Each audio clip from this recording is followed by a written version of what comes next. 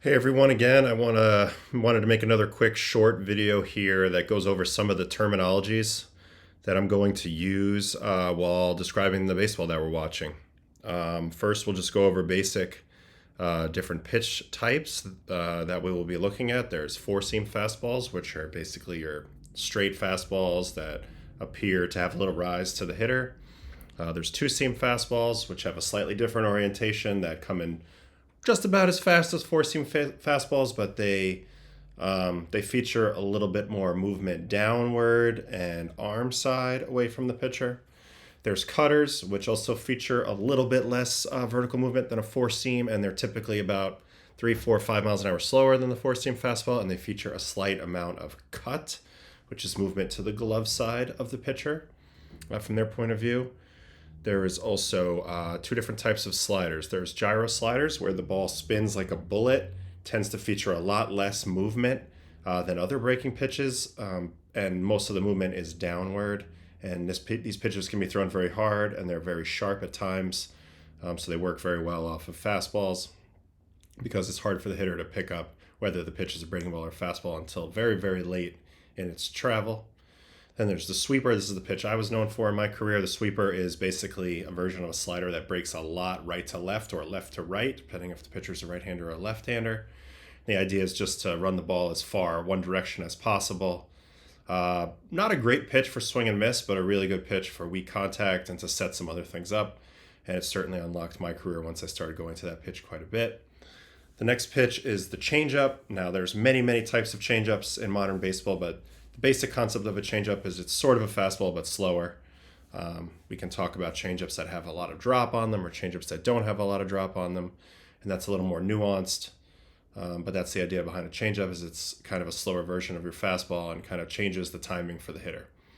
Splitter is a variation off of that changeup, definitely known to be thrown a little harder than a typical changeup and feature a little more of a sharp drop. A lot of pitchers these days are using splitters. Curveball, that's your classic up-down pitch. It comes out with topspin out of the pitcher's hand. Usually these are very slow relative to fastballs. They're also really hard to hit. The ball is dropping straight down. It's very hard to square that up with your bat. And I think curveballs are making a little bit of a comeback in modern times. And then there's the slurve, which is kind of a mixture between the sweeper and the curveball.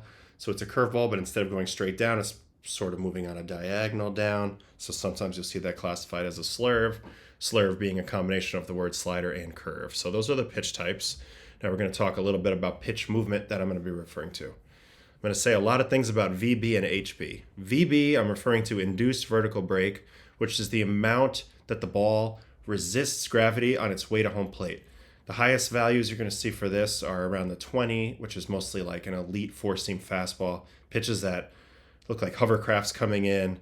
They basically hold plane really well. They don't droop down. They resist gravity very well because they have such tight backspin that's kind of keeping them up in the air. And when I say a guy has a 20 ball, that means that's an exceptional four-seam fastball shape, meaning the vertical break is very high and the pitch looks like it's backspinning and rising in the perception of the hitter. Horizontal break is simply how much the ball moves right to left. 20 is also kind of the high value here. If you see somebody who throws a sweeper 20 or a sinker 20 in one direction or the other, that's a ton of movement. The plate's not 20 inches. It's only, I believe, 17 or 18 inches, so the ball's moving more than the entire size of the plate horizontally. But anyway, that's what that means. Now I'm going to talk about some terms that describe the direction. So if I say sweep, the word sweep, that means it's going to the pitcher's glove side. It's movement, horizontal movement to the pitcher's glove side. If I say run or fade, it's the opposite. Run and fade is moving to the pitcher's arm side. If I say cut, that's also moving glove side, but it's just subtle. So a lot of times that's referring to a fastball that cuts instead of fades. So cutting is a little bit to the pitcher's glove side. Ride or carry refers to kind of describing that four-seam lift, that induced vertical break we're talking about. If a guy has a high value there, then they usually have what we would call ride to their fastball or carry to their fastball. And I think carry kind of comes from if you're throwing a ball a long distance. Guys with good carry, that ball kind of carries an extra 10, 20 feet before gravity kind of pulls it down due to the nature of the way it's spinning. Whereas if a guy is throwing it with like a two-seam orientation or with sloppy spin that's not very tight, gravity will pull that ball down a little easier. So that's what carry refers to. Drop is pretty self-explanatory. It's how much the ball drops on the way to the plate. And those are kind of all the pitch direction movement lingo that we can get into. Sometimes I'm going to talk a little bit about, I'm going to describe a pitch with some of these words. Paint. Paint is basically when you paint the edges of the strike zone with a pitch, you're right on the corner or the black, whether it's top, bottom, or sides. If you throw a pitch and you put it right in the corner, I will say he dotted that or he painted that, which indicates really good location of a pitch. If I say that this fastball beat the hitter, that means that he's a little late on the pitch. So he's not on time, he's late, and therefore he's beat a little bit by the velocity of the pitch. When we talk about chase is simply a hitter swinging at a pitch outside of the strike zone. That's what pitchers want hitters to do. They want them to swing at bad pitches, aka pitches out of the strike zone, and hitters are trying their best to only swing pitches into the strike zone and take pitches out of the strike zone. That way the pitchers are forced to come over the plate, give the hitters something to hit, and if not, they end up walking them. So chase is a big factor. It's something that every pitcher tries to design their arsenal to do, which is throw pitches that look like strikes, end up as balls, and get the hitter to chase those pitches, which almost always have a favorable outcome for the pitcher. When I talk about the word freeze, that's when a pitcher attempts to get strike three on a hitter without them even swinging. A lot of times this is set up by a certain sequence, but also a type of movement generally that starts from outside of the strike zone and ends up inside of the strike zone. So the magic trick here is you're kind of presenting to the hitter a pitch that seems like it's going to be a ball out of your hand. He says, I'm going to take it, and then it comes back to the zone and freezes him. And usually this leads to a lot of head shaking and walking back to the dugout. If I say doors refers to a hitter getting blown away by a fastball. So a lot of times if a guy strikes a hitter out with a fastball up and the hitter swings through it, the lingo that everybody says is that's doors, basically meaning you got your doors blown off. So we just simplified it to doors over the years. So that's what doors means. Tunnels are basically, I guess the idea behind tunneling is to have your multiple pitches look similar in the first 30 or 40 feet on the way to the plate. So they come out of the same lane or tunnel, if you will, before deviating with their movement. So a lot of times I will say he threw back-to-back pitches in the same tunnel, and that's why he was able to get the chase, because they both looked very good by being in the same tunnel, and then one pitch deviated in a way that the hitter was too late to recognize, and therefore he chased. So tunneling is a concept that we're going to talk about a lot. It's how a lot of modern pitching is done. Not all, but a lot, and it's really quite a big factor in terms of takes and freezes and kind of the art of reading the hitter and deciding what to throw, and also deciding how to build your arsenal as a pitcher is how well your pitches work together, aka tunnel. When I look at a couple different types of swings from the hitters, one of them we're going to talk about is a Scoopy swing. Scoopy swing is just what it sounds like. It's like a golf swing. It's designed to scoop a ball out of the bottom of the strike zone. Usually a Scoopy swing protects the bottom of the zone very, very well, but has a hard time reaching the top of the zone because the hitter kind of gets on their back hip a little bit in an upward angle, and it's very hard to meet a pitch that's coming upward with an upward swing. That's why we would also talk about sometimes more of a choppy swing. A choppy swing is more like you're chopping wood, hitters going from high to low with their hands.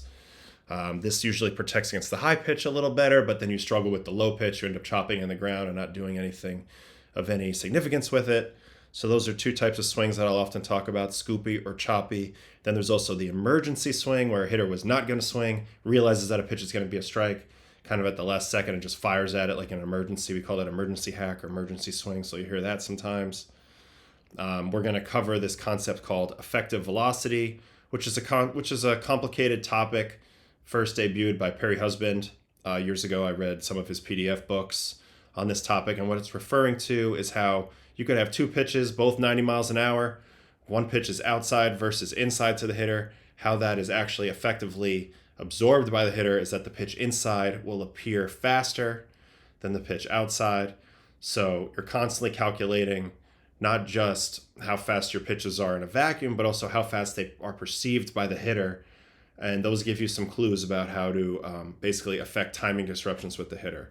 So a lot of times people will say if you throw a fastball up and in at 90 miles an hour, it'll feel like 93 miles an hour due to location being up and in. That same pitch, if it was down and away from the batter, would feel like only maybe 87 miles an hour.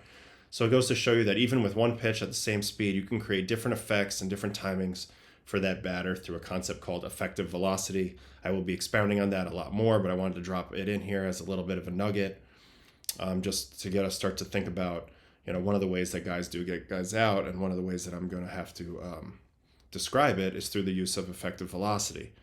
Quick hitting metrics that you'll see in the top corner of our videos when they do put the ball in play is exit velo. That's how hard the ball is hit off the bat.